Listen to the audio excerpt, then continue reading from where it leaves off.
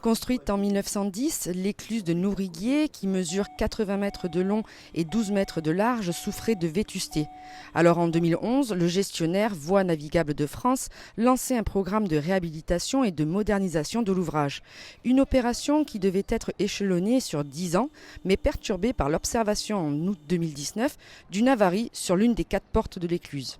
Début 2020, on a décidé de fermer cette écluse parce qu'on avait identifié des risques importants à la fois pour les bateaux situés dans le port de plaisance de Beaucaire et puis également pour tous les agriculteurs qui ont besoin de ce niveau d'eau de canal pour pouvoir prélever leur eau douce. Depuis la fermeture en 2020, effectivement, on a mené de nombreuses études complexes sur cet ouvrage centenaire pour pouvoir arriver fin 2021 au démarrage des travaux principaux qui ont consisté à changer les 4 portes, à reconstruire les murs de l'écluse et puis également à remplacer tous les organes de manœuvre, tous les systèmes hydrauliques. L'ouvrage ayant 100 ans, il a fallu s'adapter à lui.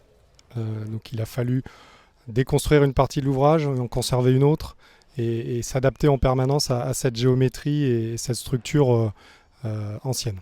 Une fermeture qui n'a pas été bien vécue par certains plaisanciers du port de Beaucaire, surnommés depuis 2 ans les prisonniers.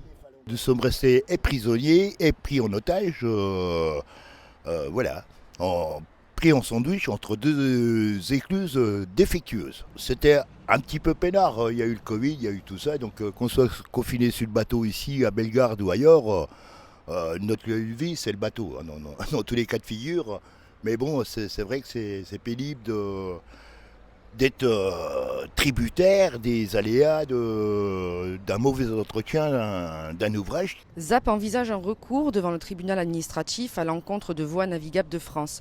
Michel, lui, n'empruntera pas cette voie judiciaire, mais ne cache pas sa déception. On a été bloqué 3 ans sans pouvoir bouger. Et on ne pouvait absolument même pas naviguer sur les canaux, puisque le canal était inaccessible à cause de cette écluse.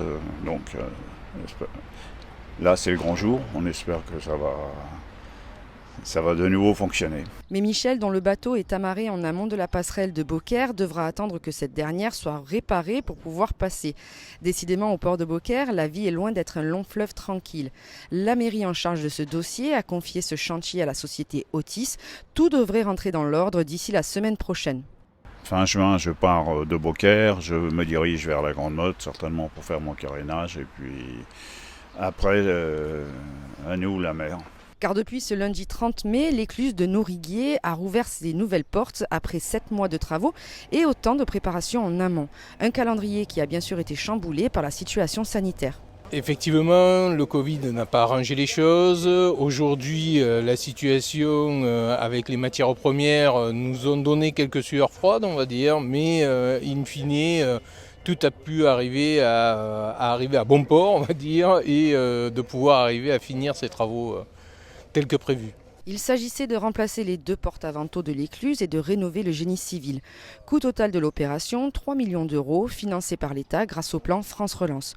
Ce lundi, 3 bateaux ont passé l'écluse, désormais tout automatisé. Les plaisanciers sont autonomes, ils ont une perche en amont, une perche en aval pour pouvoir déclencher le programme. Une fois que le programme est déclenché, que la porte est ouverte, le bateau peut rentrer à l'intérieur du sas. Et ensuite, une autre perche permet de pouvoir poursuivre en fait le programme et remplir ou vider le sas et poursuivre le voyage. Soit en direction du port de Beaucaire ou dans le sens inverse vers d'autres horizons.